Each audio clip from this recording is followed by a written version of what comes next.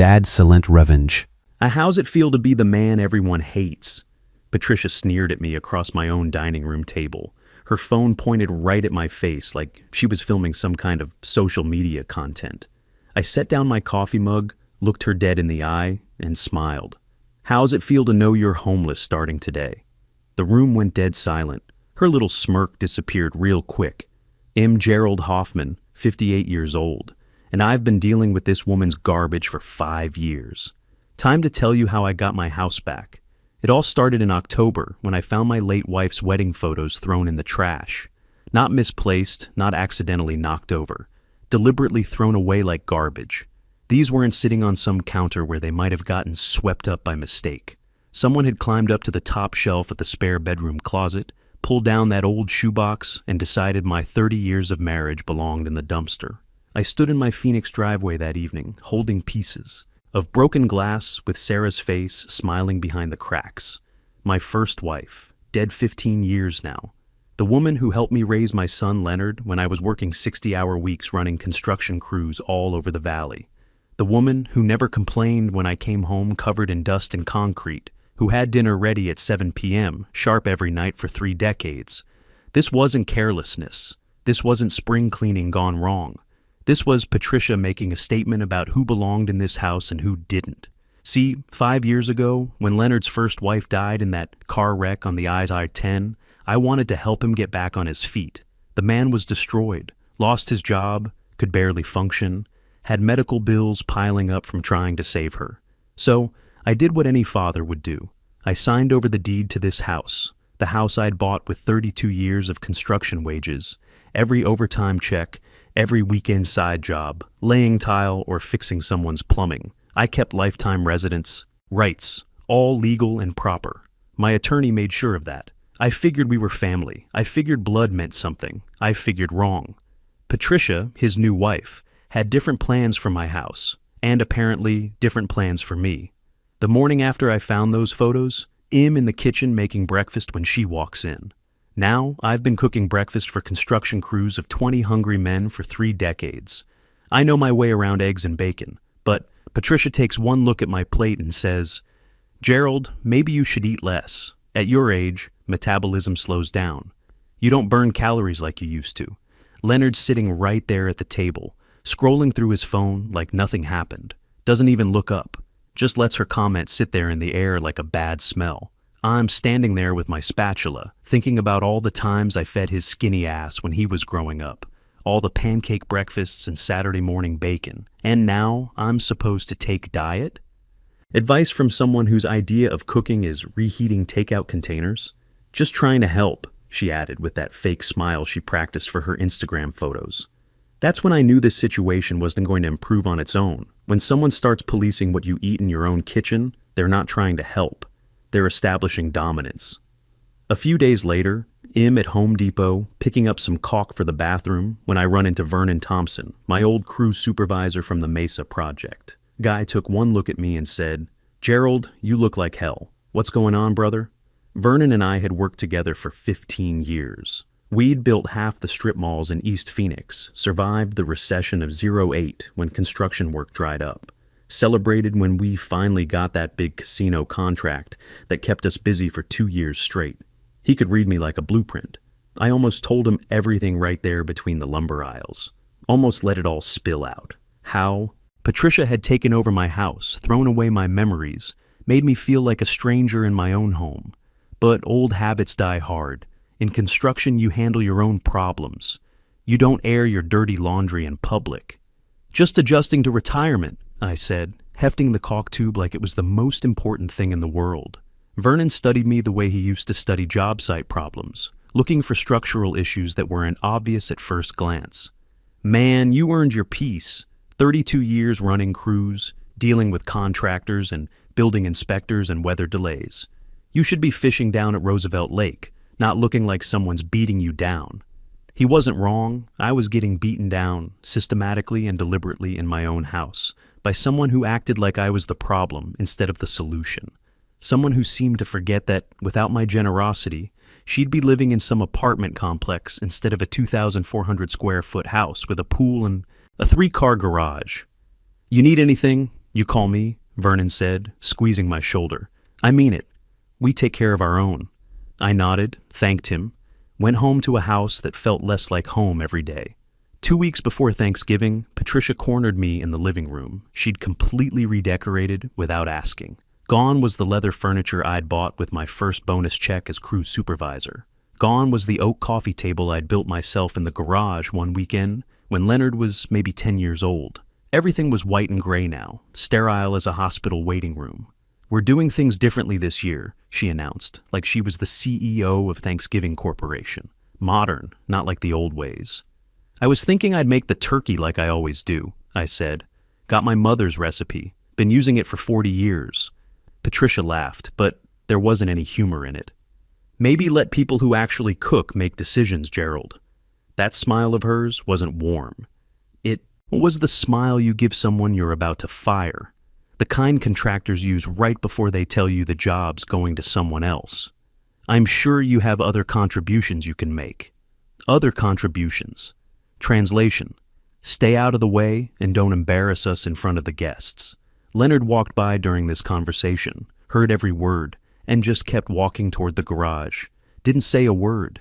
Didn't even slow down. 5 years of this, and he still couldn't find his backbone. That night, I pulled out the deed transfer papers I'd signed 5 years ago. Started reading the fine print I'd trusted my lawyer to handle properly. In construction, you learn the hard way to read every contract, every change order, every warranty clause. But this was family business, so I'd been lazy. I'd trusted. Big mistake. Found exactly what I was looking for in Section 7, Paragraph 3. Lifetime residence rights, irrevocable, except in cases of gross ingratitude or a documented abuse by the residing party. Gross ingratitude. I took a picture of that section with my phone, saved it in a folder labeled Legal Documents. See, in construction, you learn to document everything. Every conversation with the building inspector, every change the architect makes, every time a subcontractor promises something they can't deliver. Paper trail saves your ass when things go sideways, and things always go sideways eventually. The papers went back in the file box, but something had shifted in my head. The same feeling I used to get walking onto a job site where the previous contractor had screwed everything up and walked away. Time to assess the damage and figure out how to fix this mess. By Monday before Thanksgiving, Patricia was planning her big dinner party. She was in the kitchen, my kitchen, making lists and talking on the phone like she was organizing a campaign event.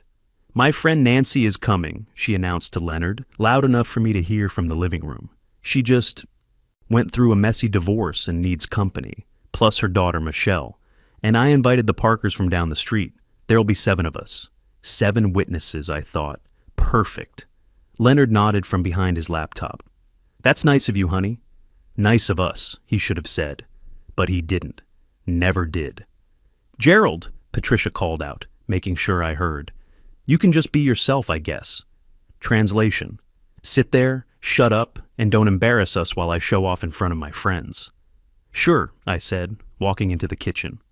Whatever works. She was standing by the granite countertop I'd helped install 3 years ago, back when I thought we were building something together as a family. Her expression said she'd already won some kind of victory I didn't even know we were fighting. Wednesday, I made the grocery run, loaded up with everything for a traditional Thanksgiving dinner. 23-pound turkey, russet potatoes for mashing, fresh cranberries for sauce, ingredients for cornbread stuffing the way my mother taught me when I was Leonard's age. At checkout, the teenage cashier made small talk about holiday plans. Big family dinner tomorrow, I said, bagging the groceries myself, because that's what you do when you've worked with your hands your whole life. Sounds wonderful. Must be nice having everyone together. It'll be memorable, I told her, one way or another. The kid laughed like it made a joke. I wasn't joking. Back home, I unloaded groceries while Patricia examined my purchases like she was a health inspector finding violations. You bought a turkey? She asked, like I'd brought home roadkill. I was going to order something pre-cooked from Whole Foods, something more refined. I'll handle the turkey, I said. Been doing it for 40 years. She opened her mouth to argue, then seemed to reconsider. Maybe she realized arguing over turkey preparation made her look petty in front of Leonard, Or maybe she just didn't care enough to fight about. It hard to tell with Patricia. Everything was strategic, calculated to make her look good and me look like the problem. That evening, I sat in my bedroom, the only room in the house that still felt like mine, and went through those wedding photos I'd rescued from the trash. One picture held my attention. Sarah and me on our 20th anniversary, standing in front of this same house the day we paid off the mortgage. We looked so proud, so sure we'd built something that would last. I placed the photos carefully in my nightstand drawer and started planning. Thursday morning, I was up at 5 a.m. prepping that turkey. Patricia came downstairs around 9, already dressed like she was heading to some kind of photo shoot. Hair perfect, makeup done, wearing one of those outfits that probably cost more than I used to make in a week back when I was starting out in construction. "Try not to dry it out," she said, watching me rub seasoning under the skin the way my mother had taught me 50 years ago. "It'll be perfect," I said. Not defensive, not argumentative, just stating a fact. When you've cooked Thanksgiving dinner for your family for 4 decades, you know what you're doing. The guests started arriving at 4 p.m. sharp. Nancy Williams, Patricia's divorce survivor friend, showed up first with her daughter Michelle. Then came the Parkers from down the street. Nice couple, probably didn't know what they were walking into. By 4:30, we had 7 people in my dining room, sitting around the table I'd bought when Leonard graduated high school. Patricia made the introductions like she was hosting some kind of charity event. "And this is Gerald," she said when she got to me, like I was the hired help who might need explaining. "Thank you, Gerald, for letting us use your kitchen in our house." Emphasis on our house. First shot fired, right in front of everyone. I caught the slight pause from Nancy, the way Michelle's eyebrows went up, just a fraction. Even strangers could hear the edge in that comment. The dinner itself was perfect. Turkey carved clean, potatoes creamy, stuffing seasoned just right. Everything I'd been making for decades, everything Patricia claimed she could do better. But nobody was commenting on the food quality. They were too busy navigating the tension you could cut with a carving knife. For the first hour, conversation stayed safe. Nancy talked about her new job. Michelle mentioned college applications. The Parkers shared stories about their recent trip to Sedona. Normal Thanksgiving dinner talk. I even got to contribute a few comments without Patricia shutting me down. Then Michelle asked about my construction days, and I started telling them about this 12-story office building we'd put up in downtown Phoenix back in '95. Trickiest foundation work I'd ever done. Had to dig down 30 feet through caliche hardpan, hit groundwater twice, had to redesign the whole support system.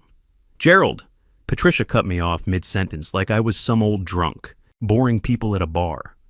"Nobody wants to hear stories from 30 years ago. We're trying to have a modern conversation." Dead silence around the table. Forks stopped moving. Nancy looked uncomfortable. Michelle actually looked interested in what I was saying, but now she just stared at her plate. "Actually, it sounds fascinating," said Mr. Parker, trying to be polite.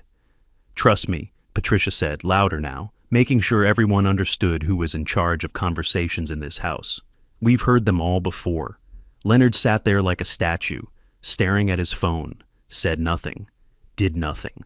5 years of this, and he still couldn't find the spine to defend his own father. The conversation shifted to Patricia's social media business. Suddenly she was animated, talking about her Instagram followers, her sponsored posts, how she was building her brand and connecting with her audience. Her hands moved as she spoke, wine glass sloshing slightly with each gesture.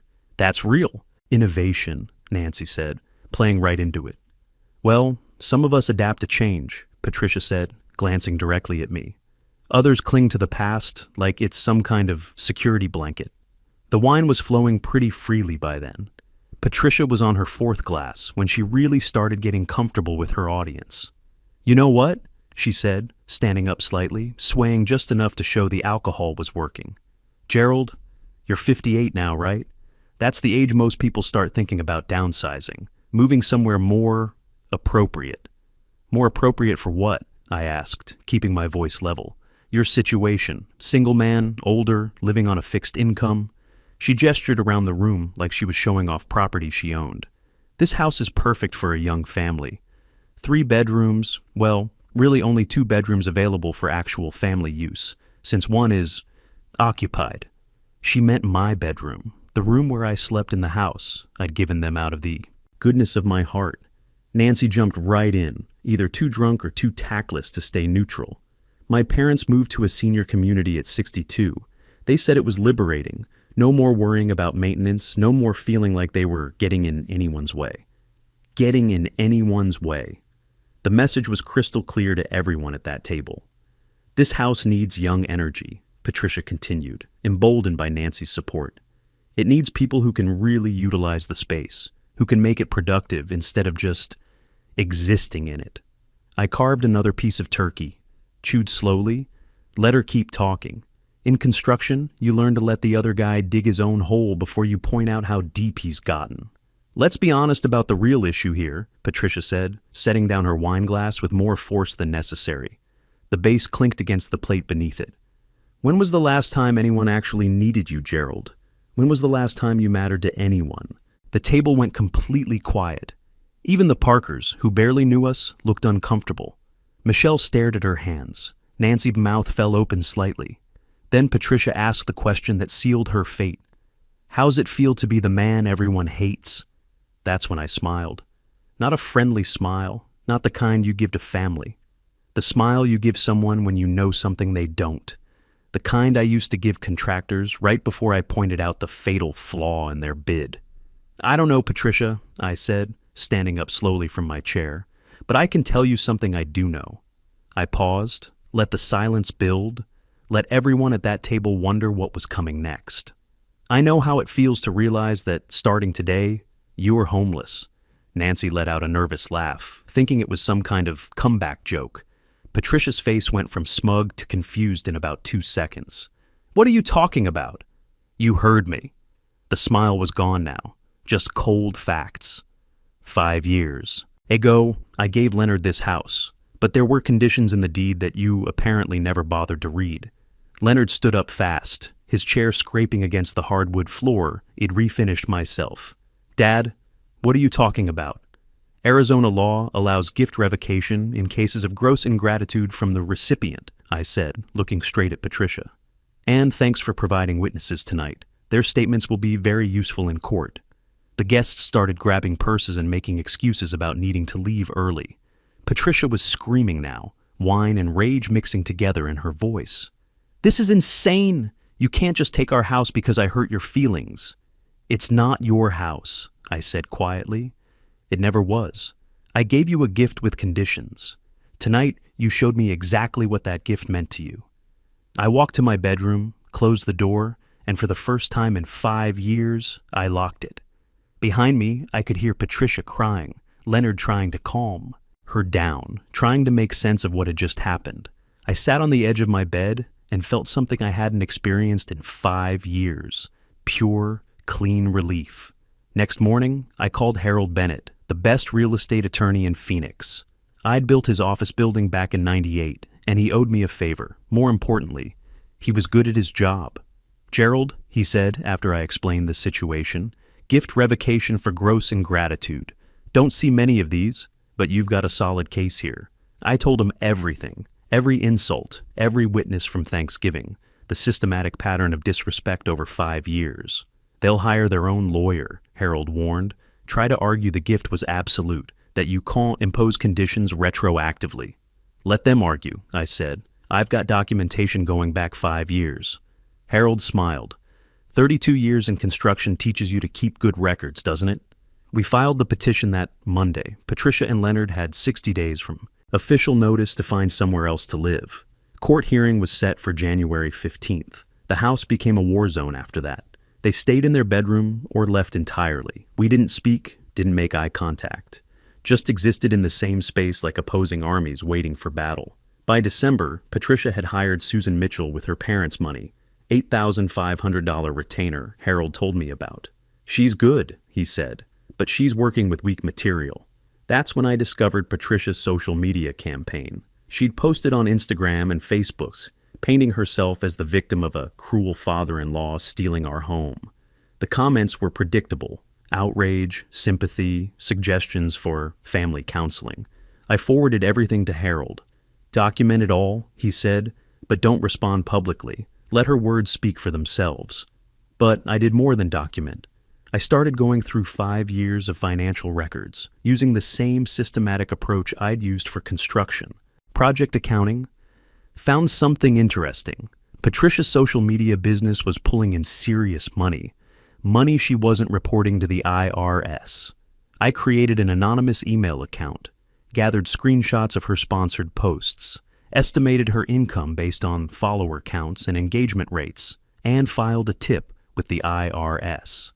The kind of detailed documentation that makes investigators happy. The court hearing was January 15th. Judge Morrison had a reputation for no-nonsense rulings based on evidence, not emotions. Harold presented our case methodically, the deed with its revocation clause, timeline of incidents. Then he called the witnesses. Nancy took the stand first, uncomfortable, but bound by oath to tell the truth. Did Mrs. Patricia Hoffman make disparaging comments about Mr. Gerald Hoffman that evening? Harold asked. Families argue sometimes, she started. Please answer the question. Did she make disparaging comments? Nancy hesitated. Yes. Can you describe the final question she asked him? Nancy's voice went quiet. She asked him how it felt to be someone everyone hated. You could hear people gasp in the courtroom.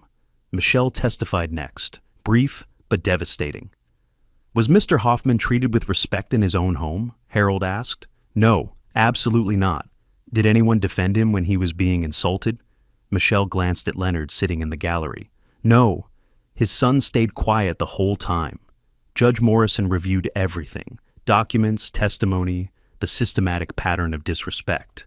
I've heard testimony establishing clear gross ingratitude, she finally ruled. However, Arizona law requires fair compensation for legitimate improvements made to the property. She ordered an appraisal. It came back at $18,000 in documented improvements. Kitchen cabinets, paint, water heater. Patricia had tried to claim $75,000, but the appraiser found most of her renovations were either normal maintenance or inflated estimates. I wrote the check for $18,000 that same day. Fair was fair. Started looking for a buyer immediately. Found one in 3 days. Cash offer at full asking price. July 1st, Patricia and Leonard moved out to a studio apartment in Tempe. 400 square feet for $1,650 a month, from a whole house to a closet. The IRS audit hit Patricia in August. $15,000 in back taxes and penalties. Her social media income dried up when the tax scandal broke. Nobody wants to sponsor someone under federal investigation. Leonard filed for divorce in September. Today, I'm sitting on the back patio of my new place in Scottsdale. 2 bedrooms, paid cash, completely mine. House sold for $385,000. After Harold's fees and the improvement payment, I walked away with $358,500. Used it to buy this place outright. No mortgage, no payments, no Patricia. Vernon stops by every few weeks. You did the right thing, he always says. Maybe I did. Maybe I just got tired of being disrespected in my own home by someone who forgot where her roof came from. Either way, I sleep good at night. No tension, no walking on eggshells, no apologizing for existing. I'm 58 years old. I've got my health, my dignity, and a house that's truly mine. That's worth more than any family dinner where I'm treated like the help. Some people might say I was harsh, but I learned something in 32 years of construction. When the foundation's rotten, you don't paint over it and hope for the best. You tear it down and start over. Sometimes the biggest favor you can do for someone is to stop letting them walk all over you. It teaches them what respect actually costs. I spent 32 years building things that lasted. Turns out the most important thing I ever built was the backbone to tear down what wasn't working.